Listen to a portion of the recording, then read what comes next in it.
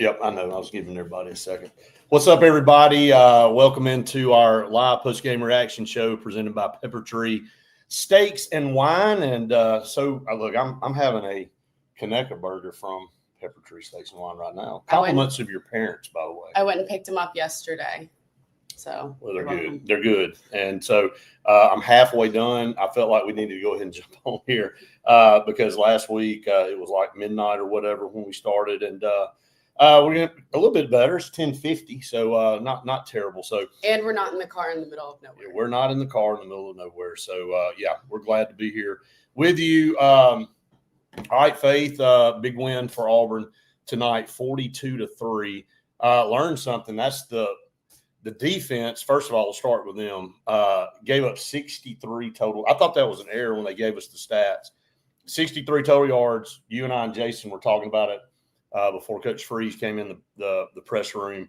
It's the least amount of yards given up since 1985 against Ole Miss. Against Ole Miss. And Ole Miss in that game got one first down in the very first drive of the game and did not get another first down the entire game. I think Bo Jackson had 250 yards rushing in that game. So been a long time. It's been 40 years since Auburn that the least amount of yards Auburn's given up since 1985. So let's start there. A lot better. Now I know Baylor and Ball State's two totally different things, but a lot better defensively. Talked to Sylvester after the game. Got a video we're going to be pushing out on that, and I just asked him. I said, what did you guys talk about this week? And he said, basically, we talked about how bad everybody was talking about us, and we know that we wanted to come out here and show everybody we can tackle. And they did that tonight. I thought it was a lot better. Yeah, I got to catch up with Kieran, and, he had 2 sacks tonight, 1 sack against Baylor last week. But, he was talking about just the struggles that he's had to face throughout. I'm sorry, I've got the live audience You're going to laugh again. So here it's 2 weeks in a row.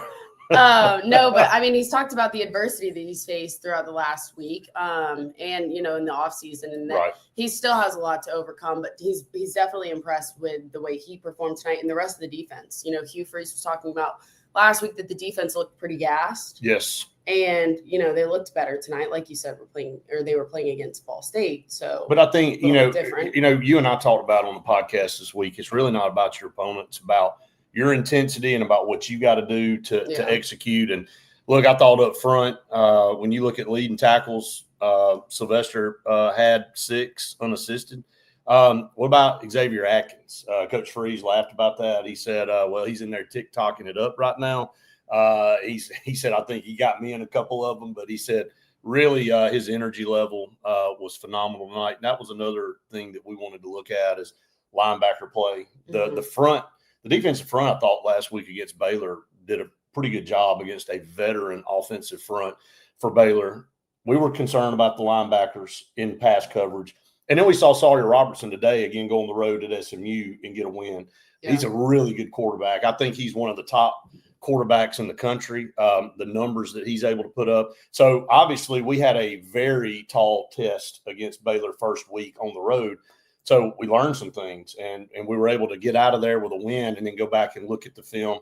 And I think the DJ Durkin and his defensive staff tightened up a lot of that in the second and third level. There's no question. And I would also go on to say that even from the first half to the second half, they definitely buttoned some things up and talked about that because, only giving up 3 points in this whole game, it was pretty impressive. And, again, just the intensity levels and how much more improved I think they look together. Right. I like to look down and see our leading tacklers, and 2 of them beat those linebackers, 2 new guys, Xavier Atkins, Elijah Melendez. Both, we knew very talented, very athletic, and got to learn, got to get in this system, got to figure some things out. We knew this was a good setup for us schedule-wise, starting out with Baylor, get through that game, get home, take on a Ball State team. Let's just be honest. We didn't even try to mince words this week. Terrible. They're not a good team. They're just not a good football team. Credit them for coming out and giving some effort. But when you can only muster up 63 yards, it's pretty embarrassing. So I'm glad we had a lot to do with it, but they're just not a very good football team. So only thing you can look at coming out of a game like this is, did you have the focus and were you dialed in to do the things and execute? And we were. I mean, we'll go through some offensive numbers here in just a minute. But you've got this game, now you got South Alabama next week, early morning game. And then we prepare for Oklahoma, who won tonight against Michigan. So Oklahoma with a big win, 24-13 over Michigan at home. They knew they had to get past. That's kind of their test. You know, we had Baylor, they had Michigan. Now it's setting up here in a couple of weeks. Going to be either a 3:30 or a 6 o'clock kickoff in Norman, Oklahoma. We're excited about being there. It's going to be a crazy atmosphere. It's going to be a lot different than being in Waco. This atmosphere is going to be turned up a little bit more, but it sets up perfect for us to have another game where we can work on some things and kind of fine tune it before we go on the road again. Yeah, I'll go ahead and kick off on the offensive side. Jackson Arnold had 251 yards passing. Yes. And, last week they stuck with what worked when Jackson was running. And so, this week we got to see a little bit more of the passing game. But, Brett, I don't think it was as much as we were going to see maybe in certain areas. Right. But you can't be mad with 251 yards. No, and Coach Freeze talked about Jackson was in the post-game presser. And you look at the numbers and you go, 24, 28, 251, 3 touchdowns. But at one point in time, I looked at you and I said, he's got 200 yards passing. He's pretty efficient, but it's all been safe stuff. It's all been sideline stuff. We saw a lot of things across the middle of the field. I know a couple of plays, one to Malcolm, one to Eric Singleton, he had wide open. And I know that Jackson saw Eric Singleton, he chose not to throw the football. So I don't know one of those he took a sack, I want to say. He did. And Coach Freeze talked about that. He said, I called a couple of deeper routes that pass protection broke down. And he said, if I had called, some other things that I knew were there, Jackson probably would have been 28-28. But let me say this about that. I don't necessarily care that Jackson Arnold is perfect against Ball State. I'd like to see us try some things that we're going to have to do against teams like Oklahoma, Texas A&M, Georgia coming up. And we talked to a few people and, coach speak may say, well, we don't want to show a lot against a Ball State team, but I'm kind of opposite of that. I think you need to throw out there, show everything that you can do and what you can execute. And that makes defenses have to prepare for all of that stuff. I mean, when you throw a bunch of different formations, a bunch of different looks out there, it makes defensive coordinators go crazy trying to hone in on what they really need to focus on getting ready for a team. Well, that too. And, what we saw kind of in practice and everything too that we've been talking about is just the confidence in Jackson Arnold and in his arm throwing, but also just this is the most perfect time when you're not going up against your own defense and being able to go and test out those different routes and being able to really test the connection that you have with your receivers. And so, I'm with you. We both were talking about that and how this would have been probably the best time for them to do that. But, Well, didn't do it. And, but a good night for Jackson Arnold. I think confidence-wise, he looks the part. You can tell in the presser. I asked him about his first experience in Jordan-Hare as a starter, and he said, well, I didn't play. I was here last year. I didn't play last year, but he said, but this environment was awesome. That's why he came here. He loved the going into the fourth quarter. He'd like to talk about the new lasers. I knew you'd be excited about that. You were excited that was one of the main comments that he said. That really wasn't what I was looking for, but he was pumped about the laser show. I think everybody was. Well, right? Right. The laser show was awesome. It brought the intensity for real. Tony, great day. Tony says, great day of college football in the state of Alabama. Shout out to Troy for showing great effort. At Clemson, they did. I mean, kudos to them. And, maybe Clemson's going up. Maybe we got some things to work on. What about LSU, too? I mean, struggling with La Tech at home. I mean, that was it was a crazy day of college football. And week 2 really wasn't supposed to be like this. Week 2 is kind of like coming off week 1. Everybody's kind of trying to kind of get a breather, so to say, the Power 4 teams. But there were some upsets tonight. We'll talk about those here in just a little bit. 2, Brent said, plus you need to work on the passing game. He said they are going to need it in 2 weeks. There's no doubt. Again, looking at what Oklahoma, I haven't been able to see the game. We saw clips. We were in the press room. We saw some of the third quarter, I believe. But, you get John Mateer scares the hell out of me. I'm just going to be honest with you. He is a tremendous quarterback, probably was the best quarterback in the portal. And, he had a big test tonight against Michigan.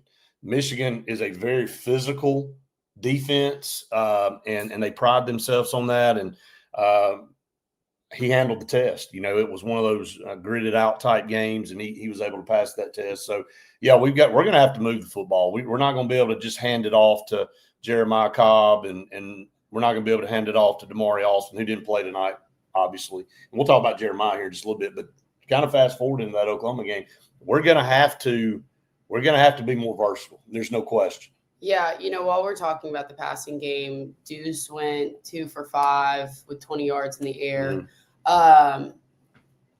Coach Freeze was talking about times that he's put him in during some of those scrimmages, and he's been able to complete and execute some of those passes and routes that those receivers were running perfectly timing wise, and that we did not see that tonight.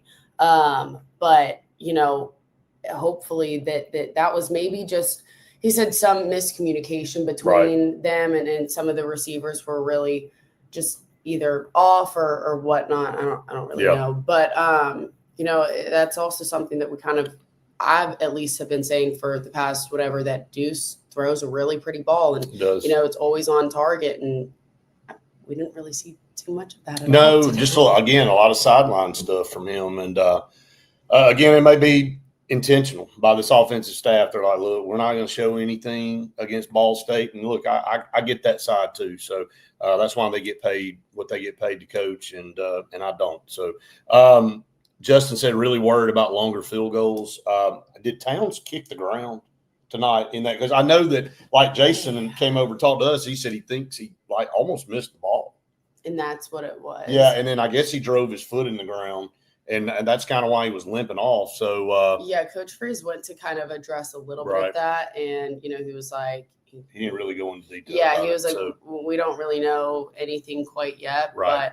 But Matthew said the same thing. He said very worried kickers have to get it right, and Alex McPherson, coming in on extra points, but good Lord, last year you think about everything where that could have been make or break for some of the games that cost us 3 ball games, close, with how close they were. And Auburn's been good in that position for the past, I don't know, a couple of years, forever, for as long as I know. They've been good, and so and especially when we were only kicking field goals for quite some time. Yeah, we'd score some points. Yeah, back in the Gus days too, for sure. Yeah. We were field goal U for sure. We beat LSU just by kicking field goals. Yeah. 6 of them, I think. 18, yeah. Yep. That was the game where LSU threw the ball in the end zone, but they didn't get the snap off. Remember, they completed the pass to win the game. Oh, yeah. But Les Miles he got fired after that. So, all right, Justin said, just go ahead and put Bama back in the national championship game after that thumping tonight over. Was that Lyle Monroe they played tonight? Yeah. ULM. So, I guess the Bama fans their spirits are picked up from that win. We beat ULM last year. We did. Were we put in the championship? No, he's being real sarcastic. That's exactly. Yeah, you're being real sarcastic too. So, well, I'll just leave it alone. I won't go into that. So, but yeah, hey, look, I'm glad both of y'all talked about that, because kicking is an issue. Yeah, like I think I jinxed them in the preseason, and I'm referring to Brent's comment right here. You've been kind of laughing at me about DJ Lagway. That was terrible. Look, I'm not afraid to admit when I'm wrong, and I like to hear I'm right. No doubt that happens on a regular basis. So, yeah. Speaking of firing, Florida, wow. DJ Lagway, obviously, but they were one of the upset alert teams today. I didn't think so, because I've been thinking that Florida's going to have a pretty good year with DJ Lagway. It didn't happen. So, South Florida, though? Yeah. Wow.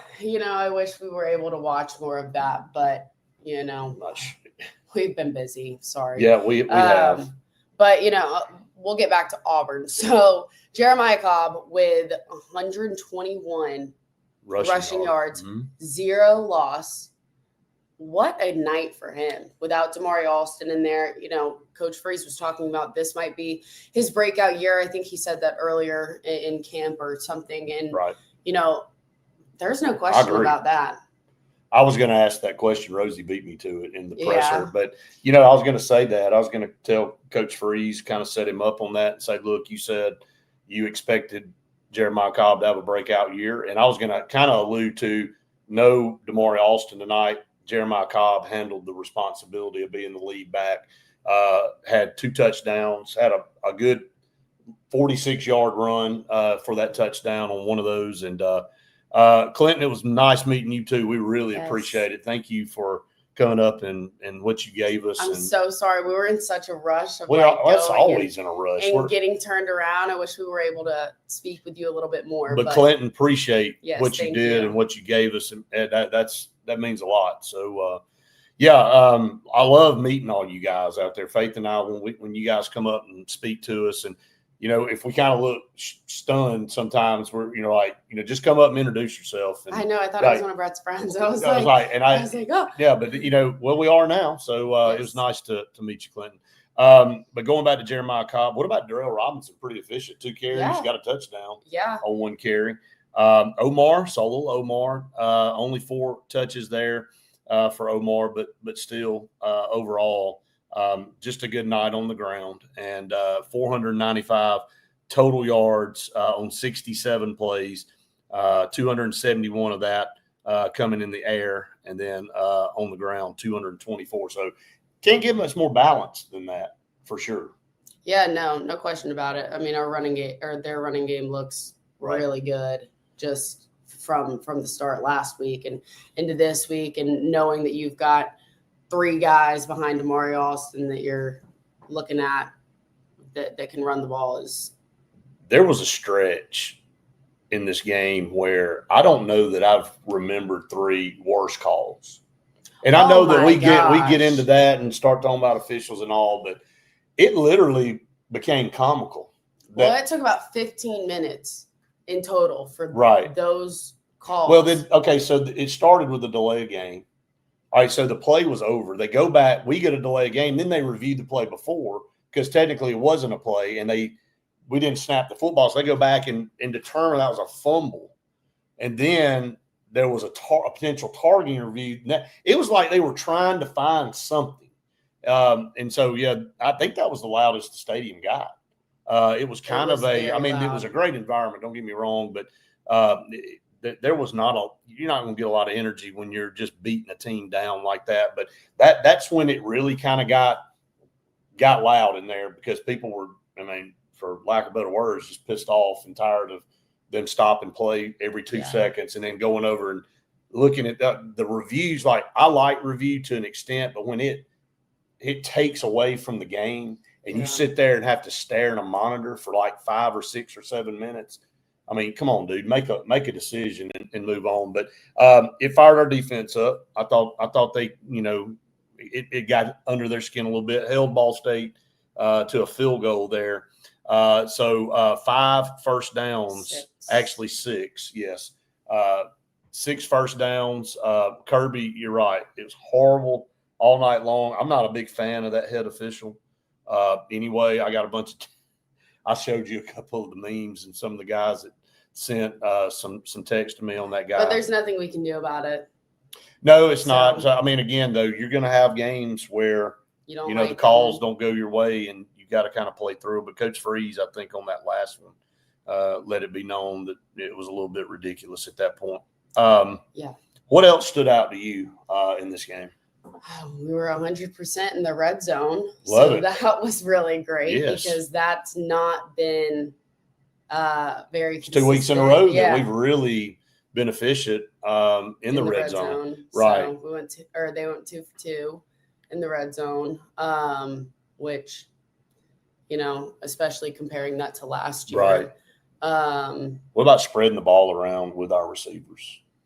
Yeah, you go and you look down and you've got the 4 that everybody's really just been talking about a lot. And I'm like, wow, you've got Cam Coleman with 77 yards, 8 target passes, and Horatio. Caught 6 on 6 targets. Again, a lot of these are sidelined. Same with Eric Singleton, Malcolm Simmons targeted 5 times, caught 4 passes. But efficient, again, was the name of the game tonight for the offense and what they were able to do. But, yeah, I think that you build off this. It was a good offensive performance. We didn't cover, obviously. Did we cover? No, we did not cover it. We were 43.5, right? Yeah. Or 42.5. One of the two. We were close. 43.5. 43.5. So even if we'd have shut Ball State out, we wouldn't have covered. So I was about to say that really may have been fishy with those officials at that point. Yeah. Now I'll go back and look at it, but we still wouldn't have covered anyway.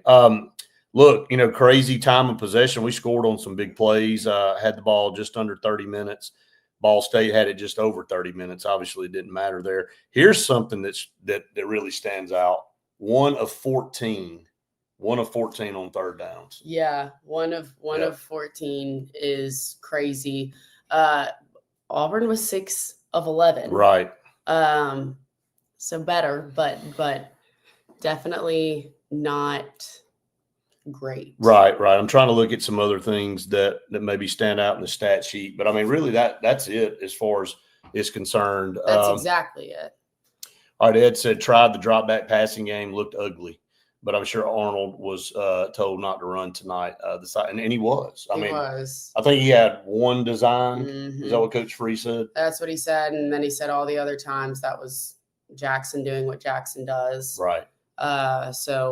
And again, I don't think anybody's really surprised after they saw the performance last week.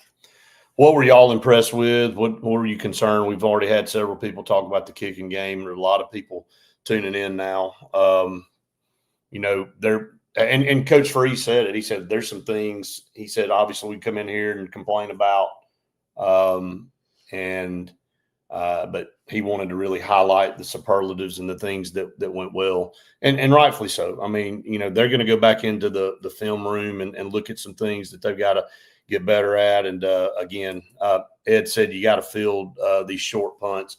Yeah, I mean, and Malcolm muffed one tonight too. So yeah. You pointed out something I thought that we haven't talked about yet. Ball security. Oh yeah. Five on the ground. 5 fumbles. Lost one of them.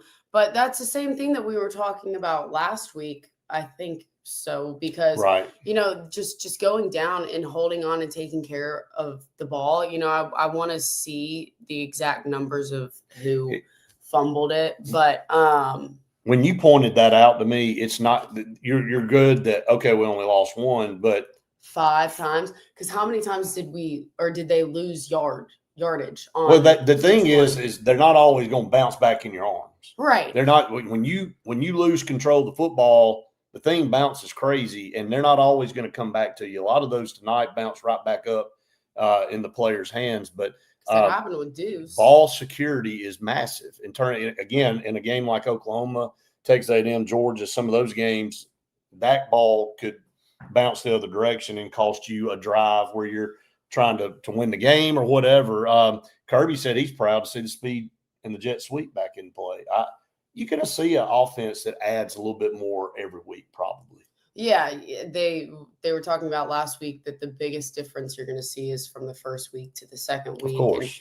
And, just the development of this team in different areas that they're becoming more confident in, the more they work on it and the more real playing that you kind of get. Right. Keep comments coming in. We appreciate all of you out there. We want to go ahead and talk a little bit about PepperTree Steaks and Wine. Can't say enough about them. Kathy and Paula and the whole staff, both in Montgomery and Auburn. Man, their food is so great. I've got half of a Conecuh burger left, so when we get done, I'm gonna finish it. And but yeah, you can go to the one in Montgomery or the one in Auburn. And we've got the buffalo chicken. Yeah, I see it over there. There's a lot that we're gonna kind of partake in here. A lot of PepperTree in this house because my lovely parents are here and they always spoil. Everybody that watches our show on a regular basis knows when your parents are in town. And they know that there's going to be when I've got the biggest smile on my yeah, face. no doubt. Between that, I'm full. between that and Sensor Green commercials, have a big smile. But we appreciate PepperTree Steaks and Wine so much. We'll talk about them some more here in just a little bit. Again, but make sure you go out and grab some of their great food there, and their wine selection's awesome. It's just a cool store. We had a couple of new people in there the other day that came to the show, and they're like, "Man, I'm coming here like every week now because." So like more people finding out about it, and so we're trying to help. We have to see who won the score prediction. Yep, we'll do that this week. We're not going to do it tonight, but no, I don't have to. Hey, WK sweat, and I'm sweating, by the way, WK, because we haul tail to get where we are tonight, and it's been humid all night out there. But hey, it started raining. We did catch a little break. The clouds, and it could have been really hot, but it kind of cooled off a little bit, and so it wasn't terrible. So, hey, just your thoughts on the environment tonight. I think the Auburn family really showed out. They were really, really loud, especially when that video was playing from their coach talking about Auburn and how I can't even remember what he said, but just that video. And then Auburn got so loud after that felt like I was back at Baylor with the speakers in my ears. Right. It was so loud. And I mean, I'm going to talk about the lights again. Well, it's pretty impressive. I mean, let's be honest. I thought there was lightning going on because of the lights that kept like going back and forth. Right. And I got really confused at first. And I was like, please, I don't want to be in a weather delay like Georgia was earlier. That would be awful. But it was just a light. And then we walk in and it's like, oh, I forgot about the new Jumbotron over here. We were just like kind of all caught up in everything. And then you've got the new Jumbotron, which was great because when we switched sides of the field, we had the Jumbotron on either side. Yeah, you didn't have to turn back around and look. Yeah, it was nice. Yeah, Ed, I started off the show. You may have just tuned in. We did talk about Sylvester Smith. We actually are going to post a video here as soon as we get off. He was in the press room. He was one of the players selected tonight, and he should have been. He led Auburn in tackles tonight with 6 solo tackles. And you mentioned something in the second quarter about him. You're like, man, Sylvester's flying around tonight. He's physical. And my gosh. Yeah, just he had last one hit, year. I remember in the second quarter was like, man. Yeah, no question about it. He definitely last year with him being a freshman, and he played a decent amount last year after Champ Anthony went down. And, you see him again this year, and wow, the development from him from last year to this year. Tremendous. He looks great, and he really is just a menace out there. That's the best way I can say it. Yeah, and then, again, got a lot of depth back there in that secondary, and for him to kind of solidify that position is really, really good. So, Sylvester Smith, really, really good game tonight. And a lot of, like, those freshmen, I guess we can talk about that real quick. A lot of the freshmen that came in, we heard New Boy Fagans. We did. Saw Eric Winters in the game again. Winters. Just saw a lot of those young guys actually get some playing time and hearing their names get called. Even on the offense with Omar Mabson. Yep. That was good for him.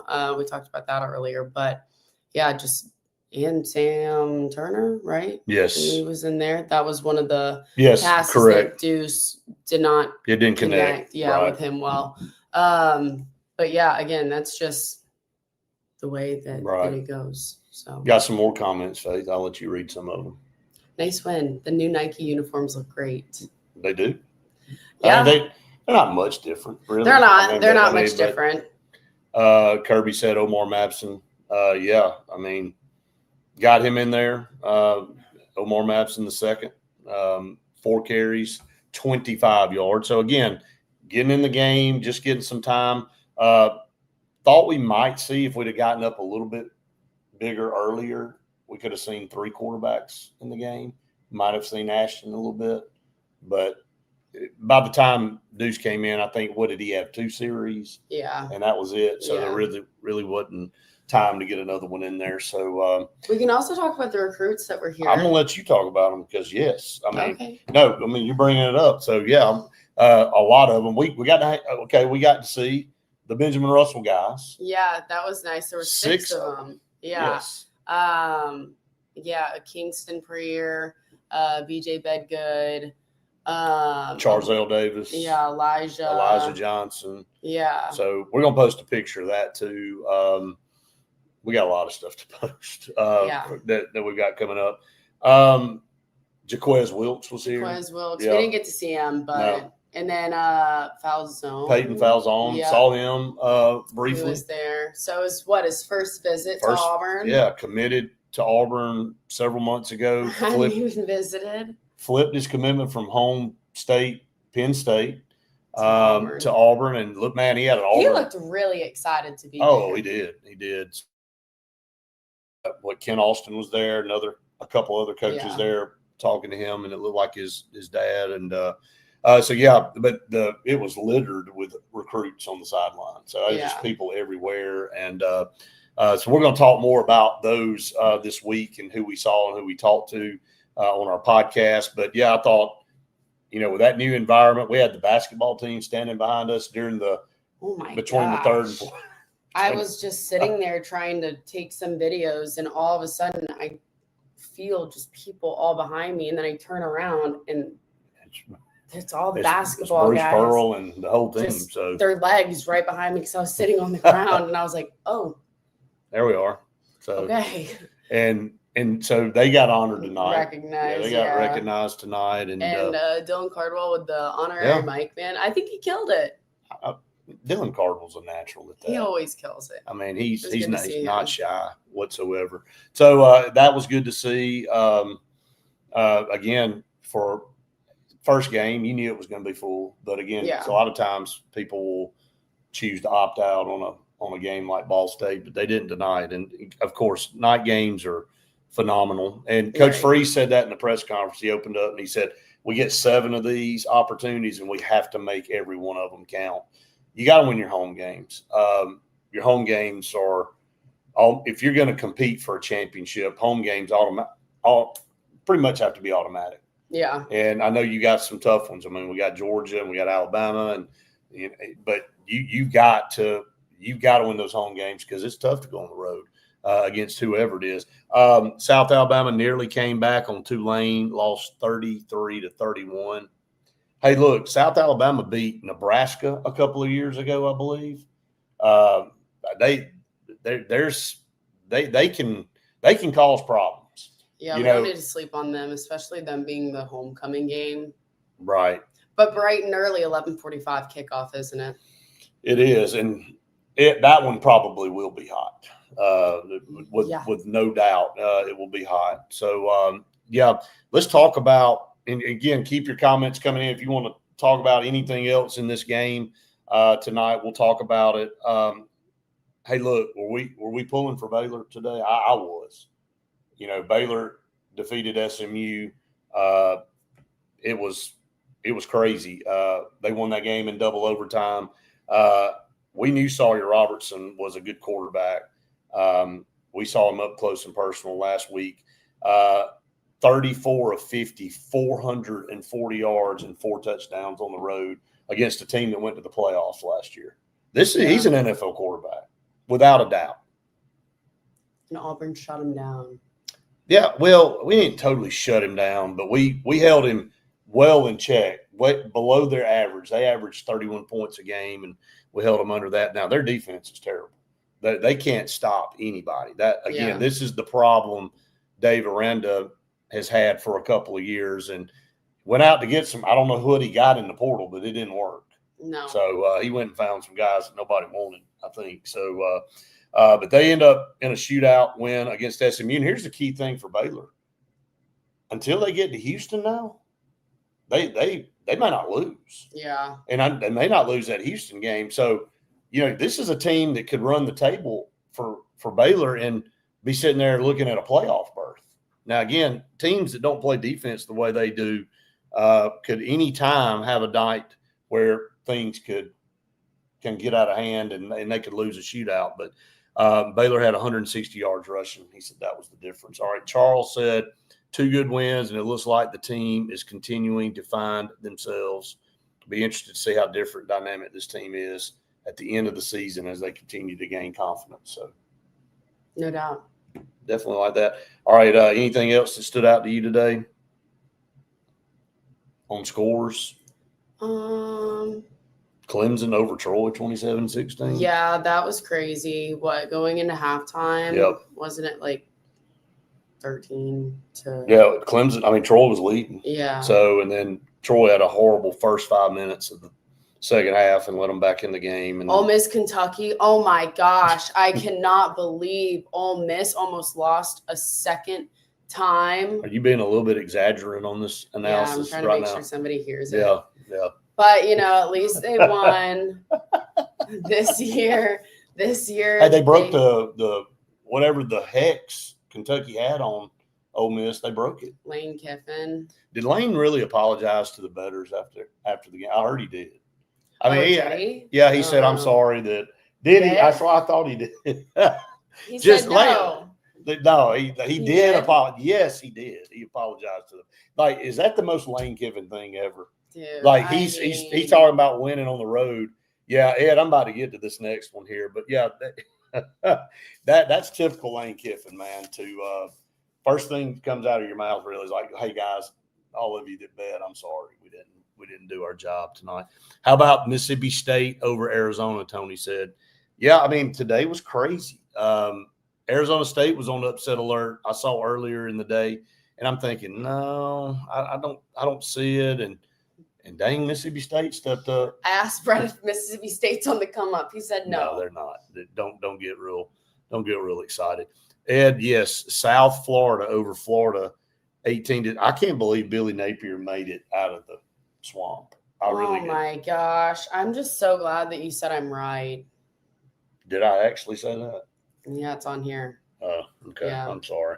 Yeah. It's too late to take it back, right? Well, you are right on that. And I will never hear the end of it, by the way. Okay. I mean, I'll never. DJ Lagway. I know what I said. In the SEC. Well, I know we what I said. We can also go back on I that. cannot. You just wait. Okay. I've been nice, but the gloves are off. You just wait. You wait till you make some kind of bold prediction and it's wrong. I'm here for it. So I keep receipts. Justin said, I had Kentucky to cover. Thank you, Lane. So there you go. He appreciates Lane. Tony said, big party going on in Start Vegas tonight. That's a guarantee. Yeah, that's crazy. Mississippi State gets the win. Ole Miss holds off Kentucky. LSU 23-7 over La Tech. That was a little bit of a wasn't it? Yeah, that was a really scoreless game for quite a while, wasn't it? It was 10-0 at half, LSU. Yeah. And then, I mean, Louisiana Tech scored late. But it was it was supposed to be a boring weekend in college football. And LSU was favored by 36.5 in that game. Yeah, and they won 23-7. Definitely more interesting than I think everybody thought. Vanderbilt, like Jason was telling us, he's like, "Did you see?" I'm like, "No, I didn't see." And he's like, Vanderbilt was getting beat, and then they came back, and they ended up winning 44-20. Virginia Tech's terrible, like horrible. What was Diego Pavia's stats? We'll pull it up and see. Yeah, I mean, Diego, I'm just sick. Can he just go away, please? Did you see that his two brothers got arrested after last weekend? I did. Yeah. Womp womp. Anyway. Diego Pavia, man, again, this is not anything he did. 12 of 18, 193 yards. Like, just kind of pedestrian stats. What'd they do running the football? Had to run, 262 yards rushing for Vanderbilt. Like, Virginia Tech is horrendous. Terrible. So, all right, so that's another one. What else? Bammer put up 73 on Louisiana Monroe. Congratulations. Just around the SEC, Arkansas beat Arkansas State 56-14. What about Missouri over Kansas? That was kind of a back and forth affair right there for a while. Yeah, that was. I'll give you good. I just noticed that. Really? Yeah. That's it. Yeah, Georgia 28, Austin P6. I mean, I didn't watch any of it, but I thought it would have been a blowout. That's not as much of a blowout as I was expecting. Kirby not very happy about that. So, all right. Ed said Wake Forest 42-10 over Western Carolina, and Robbie Ashford was a 13-22, 227 yards and a touchdown. So, we were talking about that earlier. Yes, we were. Yep. I'm not a big. I'm not gonna. Yep. Leave that alone. Yeah.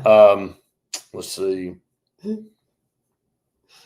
That's it. That's around the SEC. So again, all right, let's kind of fast forward to next week in the conference. You got South Alabama coming in, obviously at 11:45.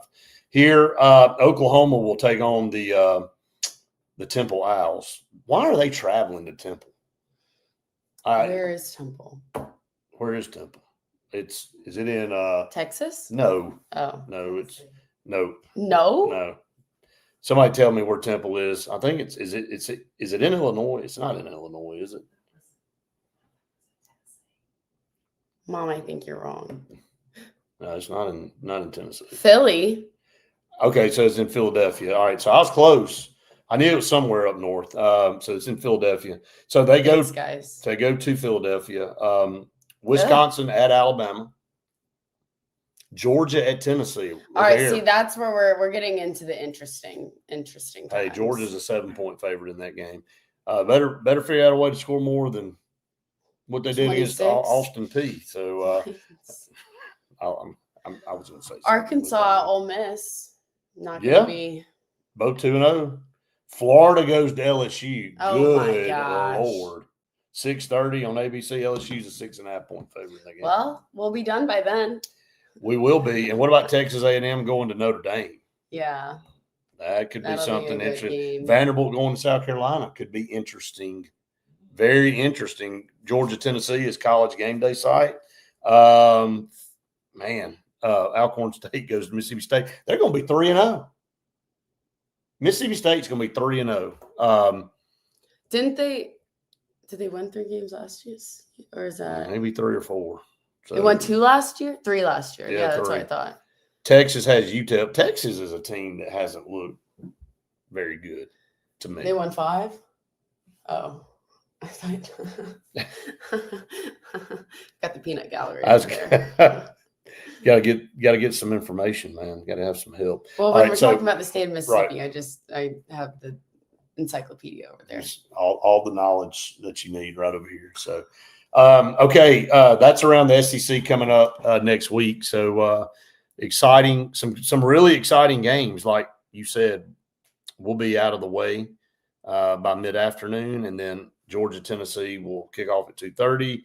Arkansas, Ole Miss will be at 6. Florida, LSU, 6:30. Texas A&M, Notre Dame, 6:30. Vandy and South Carolina will be at 6:45. So there's going to be a big slate of games next Saturday afternoon and evening. So a lot of fun. All right, we're going to get ready to call it quits here on the eat your PepperTree Connect burger. Yes, because it is the PepperTree Steaks and Wine Auburn Blitz live post-game reaction show.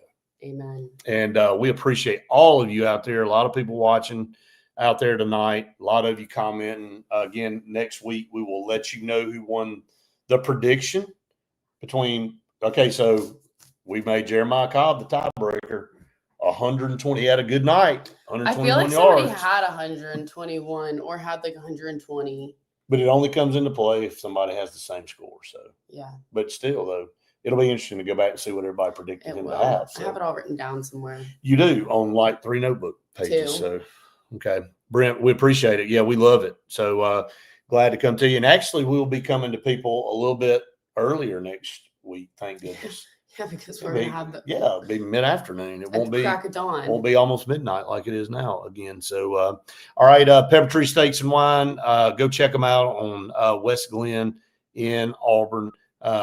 Great food. The steaks, the burgers, the ribs, the pork chops, everything that's going on, man. That they've got it all. The wine, the best wine selection. What time are y'all on tomorrow? Is that a joke, Justin? Like seriously? I think yes. And thank you. I'm glad you're laughing because Faith can jump on. I'm not. So I'm broadcasted out for now. So we're going to be taking tomorrow off, but we will be back with you on Monday. And so we'll be talking about everything, getting ready for South Alabama. So actually, we will be pre-recording tomorrow. So oh gosh, I just forgot about that. So because you have to be in Alex City at 5:30 on Monday to go to Huntsville. So the fun never the fun never ends. So yes, we cover the state better than everybody. I promise you. I challenge somebody to tell me who covers the state more than we do, from Huntsville to Mobile to Gulf Shores to West Alabama, all the way to East Alabama and everywhere in between. So Justin likes to laugh at my schedule because it's like the Truman Show. I'm in front of a camera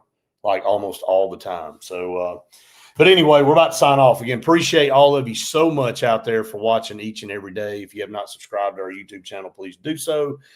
Make sure you hit the like button. That helps us out tremendously. We are over 10,600 now subscribers, and that number keeps growing. Please help us. And all of you that have done that already, man, it is awesome because we are growing tremendously fast, and it's because of all you out there. So, all right, 42-3, Auburn beats Ball State, proves to 2-0. They'll have South Alabama next Saturday morning here at Jordan-Hare Stadium. So we hope everybody has the best rest of your weekend. Absolutely, because if you're going to say best rest of the day, there's only like 20 minutes left in today. So have a great tomorrow. That's why I said weekend. That's right. That's right. And then start to the week. And as always, everybody, a big old